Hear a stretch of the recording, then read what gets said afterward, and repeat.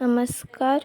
मी वैष्णवी प्रशांत नवले आपल्यासमोर घेऊन आले आहे भरड धान्याची रेसिपी. तर आज आपण बनवणार आहोत ज्वारीचे पॉपकॉर्न. चला तर मग रेसिपी पाहूया. इथे मी एक डिश घेऊन ज्वारी घेतली आहे. ही मालदांडी ज्वारी आहे.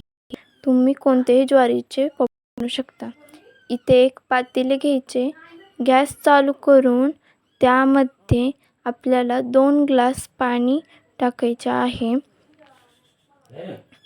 2 ग्लास पाणी टाकल्यानंतर ते आपल्याला उकळून द्यायचे आहे.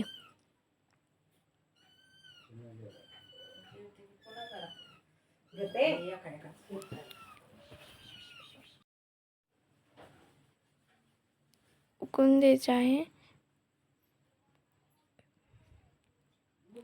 आता हे पाणी उकळले आहे. तर पाणी उकळते तोपर्यंत आपल्याला ज्वारी धुवून घ्यायची आहे.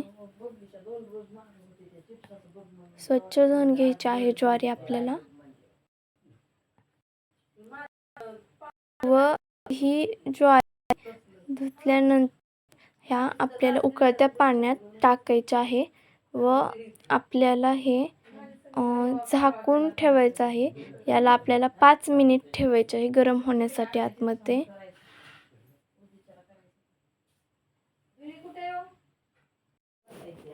जास्त वेळ ठेवायचं नाही आहे आपल्याला, फक्त 5 मिनिट ठेवायचं आहे. आता हे गरम 5 मिनिट झालेले आहेत. मग ही ज्वारी आपल्याला एका चाळणीच्या मदतीने त्याचे व्यवस्थित पाणी काढून घ्यायचं आहे सगळं. जोपर्यंत ज्वारीमधील पाणी संपते तोपर्यंत आपल्याला गॅसवर एक कढई गरम करण्यासाठी ठेवायची आहे. जोपर्यंत कढई गरम होते तोपर्यंत आपल्याला ही नितळलेली ज्वारी एका सुती कपड्याच्या मदतीने याला स्वच्छ पुसून घ्यायचे आहे व यातले सर्व पाणी काढायचे आहे. आता ही व्यवस्थित ज्वारी पुसून घेतलेली आहे. आता थोडी ज्वारी आपल्याला कढईमध्ये टाकायची आहे, सगळी टाकायची नाही. व व्यवस्थित आपल्याला ही हलवायची आहे. थोडा वेळ जेव्हा ते पॉपकॉर्न बनायला सुरुवात होतील तेव्हा आपल्याला त्यावर एक ताट झाकायचे आहे. अशा पद्धतीने छान असे पॉपकॉर्न बनतात.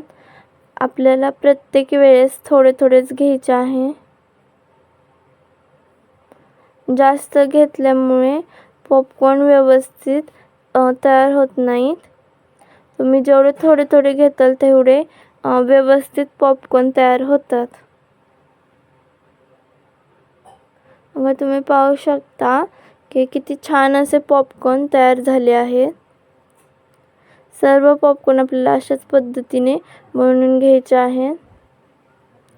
आता आपले सर्व पॉपकॉर्न बनवून तयार आहेत. तुम्ही पाहू शकता खूप छान झाले आहे. आता आपल्याला एक कढईमध्ये तेल टाकायचं आहे व त्यात थोडीशी आपल्याला अर्धा चमचा हळद टाकायची आहे.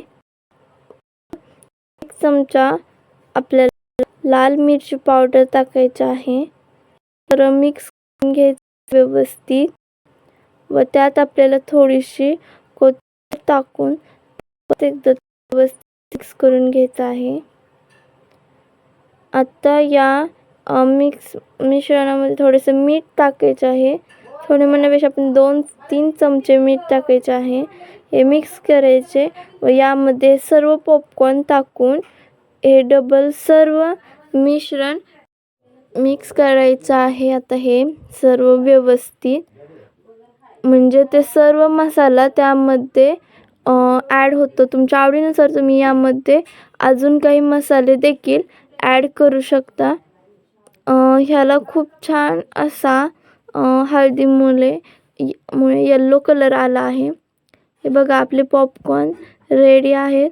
याची टेस्ट देखील खूप छान आहे.